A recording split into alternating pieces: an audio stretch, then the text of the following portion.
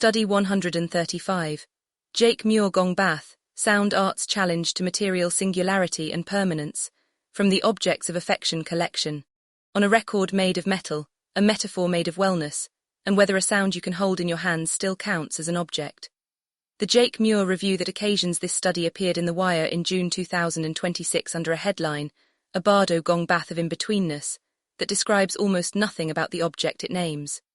The phrase reads like gong bath sound art, and it has since begun to circulate on its own, detached from the record. The question of ambient music permanence has been smuggled into a discourse that never asked it directly. This is a study about that smuggling. It is also a study about Pareidolia, the actual album under review.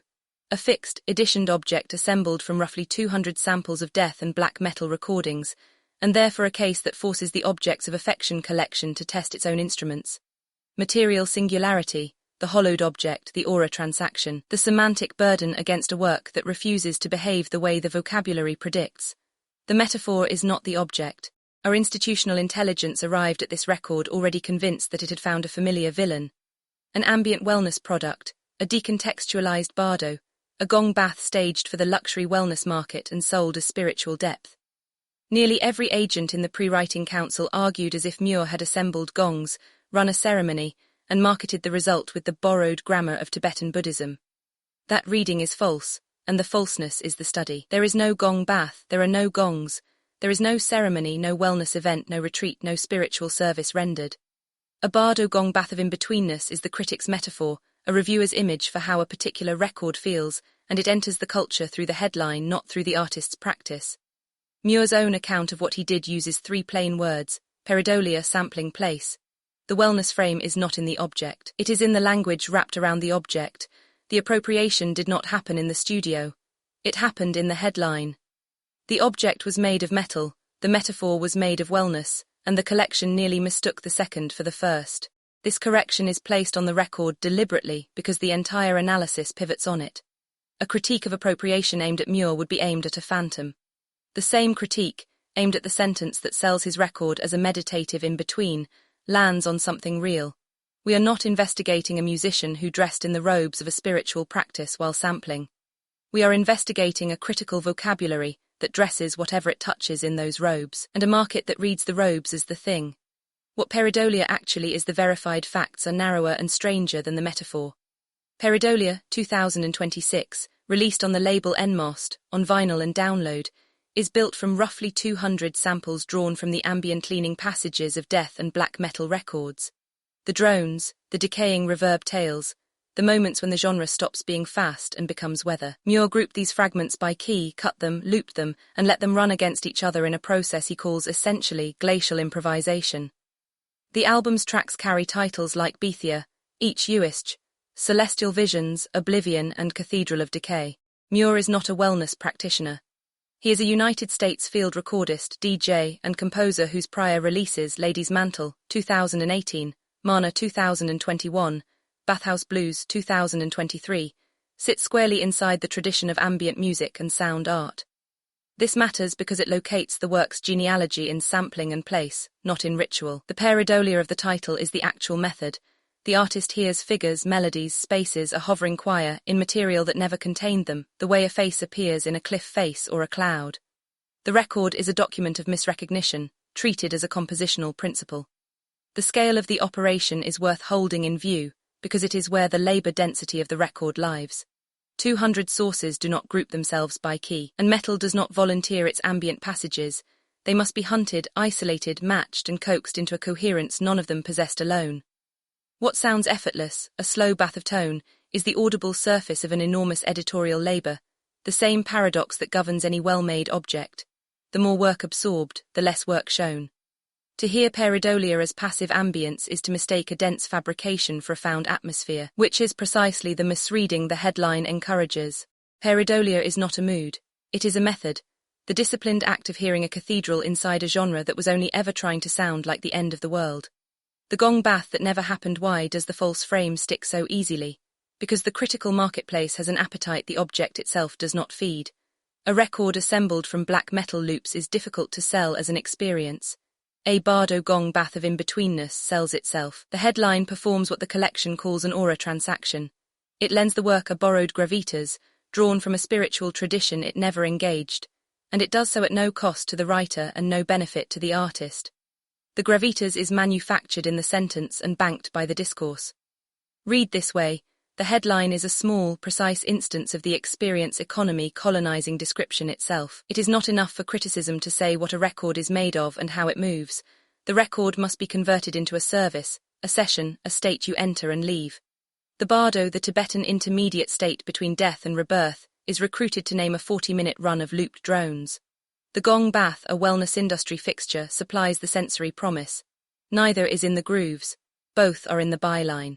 Our earlier institutional reflex was to call this a hollowed object, a work whose spiritual signifier has been decoupled from any authentic practice. The correction is that the object was never hollowed, because the object never made the claim. What was hollowed is a set of words. This is the difference between institutional necrophagy committed by an artwork and the same operation committed by the language that reviews it. We propose a name for the latter, semantic capture, the conversion of a work's actual material into a more marketable idea before the reader ever reaches the work. Sampling, or the field recording from nowhere where the object does become ontologically unstable, is not in performance but in provenance. Pareidolia is made of recordings of recordings. Its raw material is not the world but the studio output of other bands, metal records that were themselves engineered, compressed, and mythologized. When Muir samples the ambient tale of a black metal track, he is field recording a landscape that does not exist, a nature that was always already a production. The genre's frost-bitten forests and cathedrals were sound design gestures. Muir treats them as terrain and records the terrain. This is the study's real ontological engine, and it corrects the council's materialist worry. The instability of the record is not that sound is ephemeral. The instability is that its material memory points backward through layers of prior mediation, each one a sedimentary object resting on the one beneath it. The album is a core sample drilled through a market's worth of pre-recorded atmosphere. Muir did not record the wilderness. He recorded the recordings that other men made when they wanted the wilderness to sound like grief. That is not a field recording. It is a field recording from nowhere. Benjamin in reverse, the obvious theoretical move, and the one the pre-writing council reached for, is Walter Benjamin, the aura of the original destroyed by mechanical reproduction. But Pareidolia runs Benjamin backward. There is no original here to lose. The samples were reproductions before Muir touched them. The aura the record generates is not the residue of a vanished authentic object but a new one, synthesized from copies that never had auras of their own. Reproduction is not the acid that dissolves the work. Reproduction is the raw ore the work is smelted from. This inverts the usual anxiety about dematerialization. The fear that immaterial art cannot hold value assumes a lost body. Muir's work never had that body to begin with, and it is not diminished by the absence.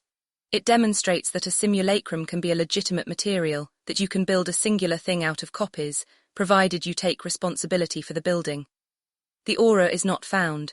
It is manufactured, and the manufacturing is the labor. Does an ambient record have material singularity? Here the collection must be honest against its own bias. Our framework was built for objects with obvious bodies, a chair, a garment, a building, and it has a standing temptation to deny material singularity to anything it cannot lift. The materialist ontologist in our council did exactly this, ruling that sound cannot be possessed and therefore cannot be singular. That ruling fails on contact with the facts. Pareidolia is an editioned vinyl release. It can be bought, held, shelved, resold, and inherited. Its object permanence is not in question. A pressing is at least as durable as a painting. What the ambient prejudice mistakes for immateriality is really the record's refusal of event. It does not announce itself, does not resolve, does not perform a climax you could sell tickets to. That refusal is an aesthetic, not an ontological condition. The record is fully an object. It simply declines to behave like a spectacle, which is a different and for Oak a more admirable thing. An artwork does not forfeit material singularity by being quiet. It forfeits it by being hollow. Pareidolia is quiet and full. The headline is loud and empty. The semantic burden belongs to criticism if there is a semantic burden in this affair, an unearned freight of meaning demanding to be carried. It does not sit on the artist. There is no evidence that Muir markets Pareidolia with the language of ritual, wellness, or the sacred. The spiritual vocabulary is entirely the critic's, and the burden of justifying it is entirely the critic's too. The music criticism that reaches for bardo and gong bath to describe a metal sample record is the party that must answer for the appropriation.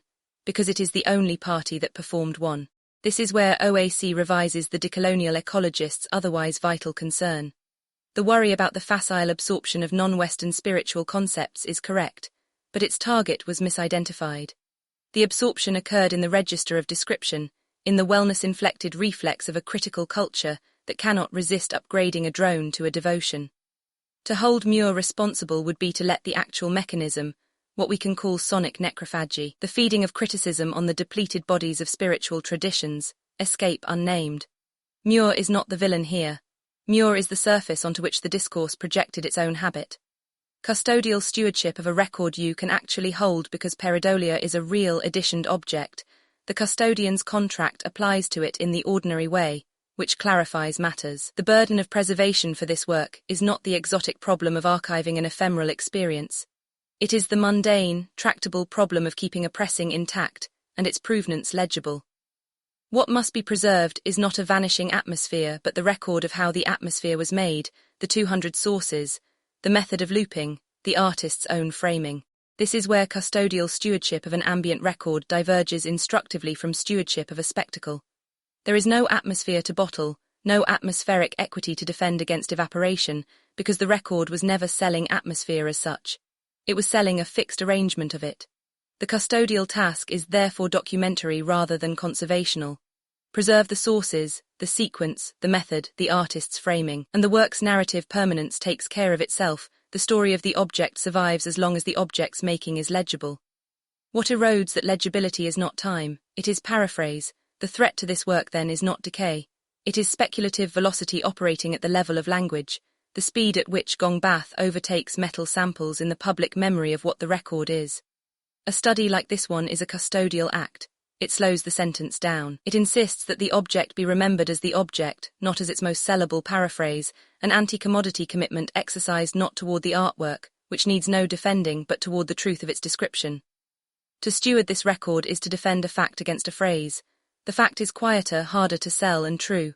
Custodianship here is simply refusing the upgrade. Coda. The collection came to Pareidolia expecting a hollowed object and found instead a solid one, wrapped in a hollow sentence. The lesson generalizes past sound art.